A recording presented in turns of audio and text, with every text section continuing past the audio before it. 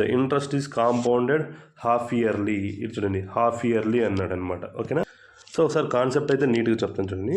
So ఎప్పుడైతే compound interest yearly calculate చేయాలంటే rate of interest 1 అయితే 10% అయితే into 1 divided by rate of interest divided by 1 అవుతుంది. ఒకవేళ హాఫ్ ఇయర్లీ అన్నారు అనుకోండి, ఇచ్చిన టైంని డబల్ చేస్తాము, ఇంట్రెస్ట్ని ఏమో హాఫ్ చేస్తాము.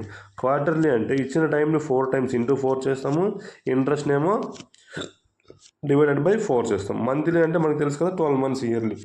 సో ఇచ్చిన టైంనేమో ఇంటూ 12 చేస్తాము, ఇంట్రెస్ట్నేమో డివైడెడ్ బై 12 చేస్తాం. సో ఇది సింపుల్గా మీకు అర్థం అవడానికి ఒక టేబుల్ ఇస్తాను. ఈ టేబుల్ చూడండి ఒకసారి.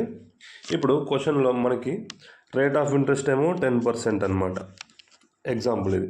టైం ఏమో 2 years అనమాట. బాగా వినండి. ఓకే. ఎప్పుడైతే కాంపౌండెడ్ ఇయర్లీ అన్నారనుకో,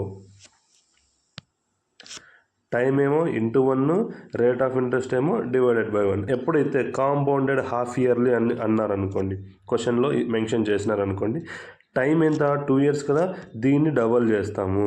అప్పుడు ఏమవుతుంది, టైం అనేది 4 years అవుతుంది. ఓకేనా. రేట్ ఆఫ్ ఇంట్రెస్ట్ ఎంత 10 కదా, దీన్ని హాఫ్ చేస్తామన్నమాట. అప్పుడు ఏమవుతుంది 5% అవుతుంది. ఓకేనా. ఇలా చేయాలి. హాఫ్ ఇయర్లీ అన్నప్పుడు టైం ఏమో డబుల్, ఇంట్రెస్ట్ ఏమో హాఫ్. కాంపౌండెడ్ క్వార్టర్లీ అన్నారు అనుకోండి, క్వార్టర్లీ అన్నప్పుడు టైంనేమో ఇంటూ 4 చేస్తాం. ఎన్ని ఇయర్స్ ఇస్తే దానికి ఇంటూ 4 చేస్తాం. మనకి ఎంత ఇచ్చారు, 2 years ఇచ్చారు కాబట్టి మనము ఇంటూ 4 చేస్తాం అనమాట. అప్పుడు ఎంత అవుతుంది, టైం టోటల్ 8 years అవుతుంది. ఇంట్రెస్ట్ ఏమో డివైడెడ్ బై 4 అవుతుంది. అప్పుడు ఎంత అవుతుంది, ఇంట్రెస్ట్ 2.5%. ఓకేనా. క్వార్టర్లీ అంటే ఇప్పుడు 3 months కలిసి ఒక క్వార్టర్ అండి. సో మనకి ఇయర్లీ ఎన్ని ఉంటాయి, 4 quarters ఉంటాయి. ఓకేనా. 3 months కలిపి ఒక క్వార్టర్ అంటాం.